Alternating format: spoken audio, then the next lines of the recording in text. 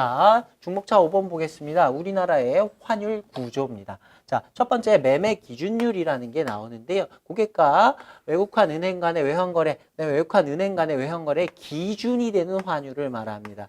이 매매 기준율을 가지고 거래를 한다는 건 아니에요. 매매 기준율에다가 가감을 해가지고 실제 환율을 결정하게 됩니다. 자, 미 달러화의 경우에는 외국환 중개회사를 통해서 거래가 이루어진 미 달러와 이길물, value tomorrow의 거래 금액, 그 다음에 환율을 가중평균한다. 그래서 그 은행 간에 은행들이 얼마나 거래를 했는지, 많이 거래했는지, 적게 거래했는지, 그래서 평균을 가중평균을 해서 시장 평균 환율을 산출해가지고 매매 기준율을 쓰게 되고요. 미 달러화 이외의 경우에는 우리가 앞에서 크로스 레이트라는 거, 크로스 환율이라는 거 봤었죠. 시장 평균 환율로 재정한 환율, 재정 환율을 사용해서 이 매매 기준율을 정하게 된다. 앞에서 봤던 내용하고 연결이 되는 부분입니다. 자, 우리나라에서는요, 외환시장에서 외국환 은행 간의 외환거래에 적용되는 환율로서 자유롭게 형성이 되고 있다. 현재 우리나라는요, 자율 변동 환율제입니다. 시장에 그냥 맡겨놓은 거예요. 자유롭게 변동되도록 맡겨놨고요. 고정 환율을 사용하고 있는 국가들, 뭐 북한이라든가 중국 같은 데서 이런 데들 고정 환율 사용하고 있죠. 정부에서 좀 개입을 하고 있고요. 우리나라는 자율 변동 환율제, 완전히 시장에서 자유롭게 놔두고 있습니다. 물론 너무 환율이 급등락을 하게 되면 위험하니까 정부에서 일정 부분 개입하는 부분이 있긴 합니다만, 일단은 환율은 시장에서 자유롭게 결정이 된다. 이 정도 봐두시면 되겠습니다. 그 다음에 3번 목차 은행의 대고객 매매율, 외국환 은행과 고객과 기업과의 외환거래에 사용하는 환율인데, 당일의 매매 기준율, 은행 간의 매매 기준율을 감안해서 고객 매매율을 정한다. 그러니까 은행 간에 사고 파는 외환 매매율을 하고요. 고객하고 사고 파는 매매율하고는 서로 다르다라고 보시면 되겠습니다. 도매, 소매 이 정도 그 양으로 따져보면 그 정도로 비교할 수가 있겠죠. 자, 그 다음에 양가로 3번에 보시면 대고객 매매율에서요. 다시 전신환 매매율과 현찰 매매율 등으로 구분이 된다. 여기에 뭐 여행자 수표라든가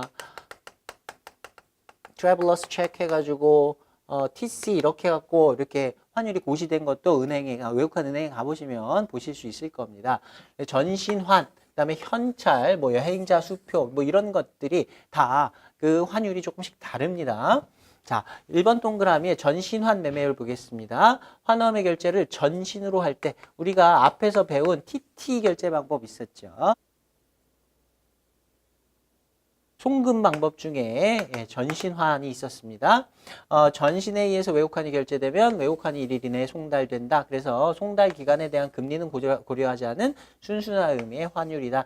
빨리빨리 왔다 갔다 하니까 그 외국 통화가 우리나라에 오고 가고 하는 것들 거의 실시간으로 이루어진다. 그래서 여기에 대한 금리는 잘 고려하지 않는다. 뭐 이 정도로 정리하시면 되겠고요. 자, 전신환 매매율에는 전신환 매입률과 전신환 매도율 이렇게 구분이 되게 됩니다.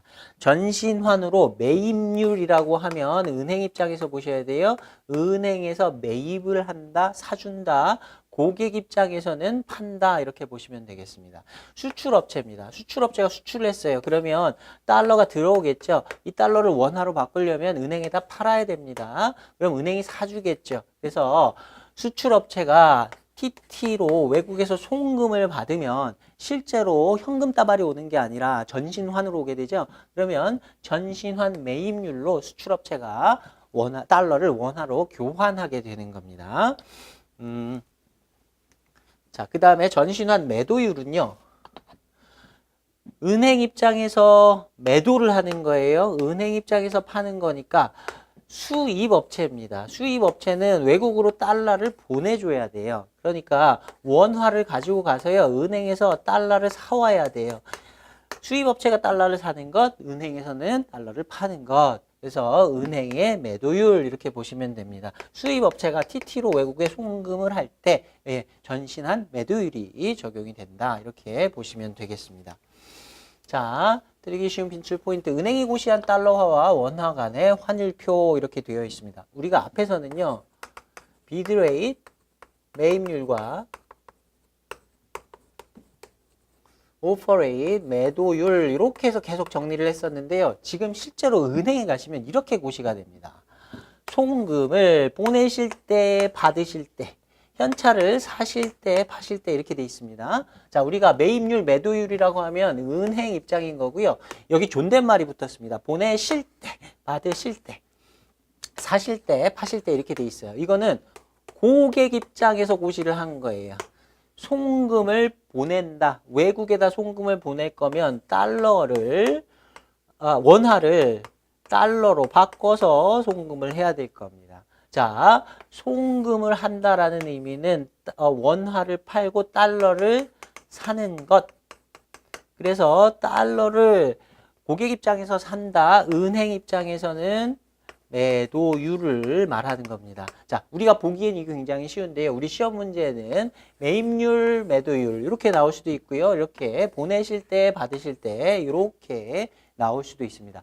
자, 존댓말 붙어 있으면 고객 입장에서 이게 조금 더 쉽다 이렇게 생각하시면 되겠습니다. 자, 송금을 보낸다. 송금 보낸다는 의미는 수입업체가 달러를 바꿔서 외국으로 보낸다 이렇게 생각하시면 되고요. 달러를 받는다. 수출업체가 외국에서 달러를 TT로 받았습니다. 그럼 받으면 그걸 원화로 바꾸는 것 이렇게 생각하시면 되겠습니다. 자, 현찰은요. 달러 현찰을 가지고 가서 파는 거지요. 그래서 내가 1달러를 가지고 가면 1045원을 받고 팔 수 있고요. 은행에서 사주는 겁니다. 사실 때는 내가 지금 외국에 여행 가려고 그래요. 그래서 100달러를 바꾸려고 하면 1085원에 그래 10만 8,050원 이렇게 가지고 가서 사면 되겠죠. 자, 잘 보시면요. 송금은 1,075원이고요. 보낼 때 산다는 말하고 똑같습니다. 현찰은 1,085원입니다. 이게 더 비쌉니다. 그죠? 자, 송금을 받을 때, 팔 때, 송금 받으면 더 비싸게 팔 수 있고요. 그 다음에 현찰을 팔 때는 좀 더 싸게 팔아야 됩니다. 자, 송금은요, TT, 이건 전신으로 이루어집니다. 현찰은, 이거는 지폐를 은행에서 보관을 해야 돼요. 그래서 지폐를 취급하는 수수료가 여기에 더 들어있다라고 보시면 됩니다. 그러니까 유리한 건 송금 보내고 받는 게 더 유리해요. 지폐를 가지고 거래하는 건 더 불리할 수밖에 없습니다. 자, 그 다음에 스프레드도 보시면요. 송금의 스프레드는 55원과 75원, 30원의 차이가 나고요. 자, 현찰의 스프레드는요. 45원과 85원, 40원의 스프레드가 차이가 납니다. 은행이 현찰은 지폐를 취급을 해야 되기 때문에 이득도 더 많이 보는 거예요. 마진도 더 많이 붙입니다. 자, 고객 입장에서 고시를 한 것이 이런 방식이고요. 전신한 매도율과 전신한 매입률과 한번 따져 보시기 바랍니다. 송금을 보낸다라고 했을 때 송금을 보내려고 하면 내가 달러를 사야 되지요. 은행 입장에서는 파는 겁니다. 그래서 보내실 때가 전신한 매도율이고요. 받을 때 내가 달러를 받았어요. 그래서 은행에다가 팔아야 됩니다. 은행에서 사줘야 됩니다. 전신한 매입률을 받으실 때 이렇게 보시면 되겠습니다. 자, 수입업체는 결제를 위해서 달러를 매입해야 한다. 수출업체는 수출대금을 받아가지고 수출대금을 환전하니까 달러를 매도해야 한다. 이렇게 보시면 되겠습니다. 자, 여기서 제가 한번 변형을 해봤는데요. 이거는 A은행이라고 치고요. 요거는 B은행이라고 치겠습니다. 자, 고시 환율은 은행마다 다 다릅니다. 그래서 내가 만약에 수입업체예요. 그래서 송금을 보내야 됩니다. 그러면 A은행하고 거래하는 게 나을까요? B은행하고 거래하는 게 나을까요? 내가 1달러를 1,075원에 사서 보내는 것, 1,085원에 사서 보내는 것. 수입업체 입장에서는 1,075원 A은행에 가서 거래를 하는 게 더 싸게 살 수 있죠. 자, 받는 거예요. 수출업체예요. 내가 달러를 받았어요. 그래서 원화로 바꾸려고 합니다. 1달러를 주면 여기는 1,055원을 주고요. 여기는 1,050원을 줍니다. 이 경우에도 예, A은행에 가서 거래를 하시는 게 더 유리하겠죠. 예, 문제가 이렇게 나올 수 있습니다. 은행 여러 개 주고요. 예, 지금 수입업체, 수출업체의 상황을 주고요. 어떤 은행과 거래하는 것이 유리한가? 예, 이런 문제들이 나옵니다. 그래서 여기서 한번 제가 변형을 한번 해봤는데 그런 식으로 한번 예, 계산을 해서 좀 따져 보시기를 바랍니다. 자, 계속 보겠습니다. 3번 목차 은행의 대고객 매매율 중에 동그라미 2번의 현찰 매매율입니다. 아까 우리가 얘기했던 건 예, TT 송금 전신환 쪽이었었고요. 외화 현찰 거래에서 그러니까 원화의 그 지폐를 가지고 가서 달러의 지폐로 바꾸는 거, 달러의 지폐를 가지고 가서 원화의 지폐로 바꾸는 거. 예, 현찰 매매율은 매매율 폭이 더 크다. 전신환보다 더 크다. 아까 설명을 드렸습니다. 은행의 대고객 매매율 중에도 현찰 매도율이 가장 높다. 현찰 매입률은 가장 낮다. 둘 간의 스프레드도 크다. 이렇게 보셔야 됩니다.